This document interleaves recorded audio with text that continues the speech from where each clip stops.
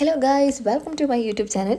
So first of all ഞാനിത് നമ്മൾ പലർക്കും ആഗ്രഹമുള്ള, അതായത് യൂറോപ്പിൽ പോയി സെറ്റിൽ ആവാൻ, സ്റ്റുഡൻറ്റ് വിസയിൽ പോയിട്ട് അവിടെ സെറ്റിൽ ആവാൻ നോക്കുന്ന ആൾക്കാർക്ക് വേണ്ടിയിട്ടുള്ളൊരു വീഡിയോ ആണിത്. സോ ഈ ഒരു ഞാൻ ഒരിക്കലും പറയത്തില്ല അല്ലെങ്കിൽ നിങ്ങൾ യു കെയിൽ സ്റ്റുഡൻ്റായിട്ട് പോകരുത്, അല്ലെങ്കിൽ കാനഡയിൽ സ്റ്റുഡൻ്റായിട്ട് പോകരുത്, പല കൺട്രീസിലും.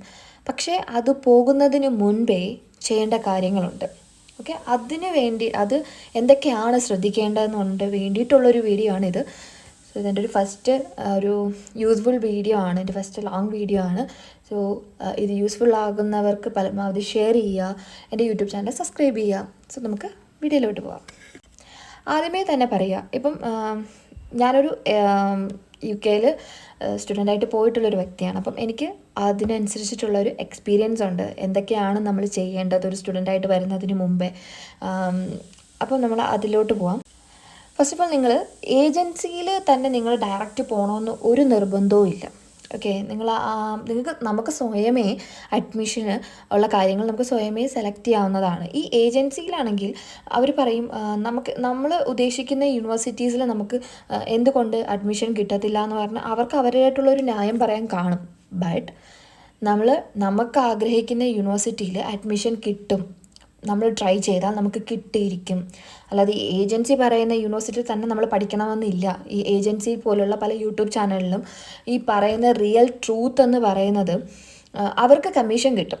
ഓക്കെ, ഈ ഏജൻസിയിലുള്ള പല യൂട്യൂബ് ചാനലിലുള്ള ആൾക്കാർക്കും അവർക്ക് കമ്മീഷൻ കിട്ടും ആ ഒരു യൂണിവേഴ്സിറ്റിയുമായിട്ട്. സോ അതിൽ നമ്മൾ പോയി വീഴാതിരിക്കുക. നമുക്ക് വേണ്ട ഇപ്പം യൂണിവേഴ്സിറ്റി പോകുന്ന പല ആൾക്കാരും ഒന്നി അവിടെ സെറ്റിലാവാൻ, അല്ലെങ്കിൽ വീണ്ടും അതിൻ്റെ കരിയർ ഗ്രോത്തിന് വേണ്ടിയിട്ടായിരിക്കും അല്ലേ. അപ്പോൾ അതിനനുസരിച്ചിട്ടുള്ള യൂണിവേഴ്സിറ്റീസ് നിങ്ങൾ തന്നെ ചൂസ് ചെയ്യുക. നിങ്ങൾ തന്നെ ഗൂഗിൾ സെർച്ച് ചെയ്ത് നോക്കുക, കോഴ്സ്, സിലബസ്, അവിടെ പ്ലേസ്മെൻ്റ് ഉണ്ടോ, ഇത് കഴിഞ്ഞിട്ട് എന്താ ചെയ്യേണ്ടത്, ഇതെല്ലാം സ്വയം വെരിഫൈ ചെയ്തിട്ട് മാത്രം ആപ്ലിക്കേഷൻ കൊടുക്കുക. അതും നിങ്ങൾ സ്വയം ചെയ്യാവുന്നതേ ഉള്ളൂ.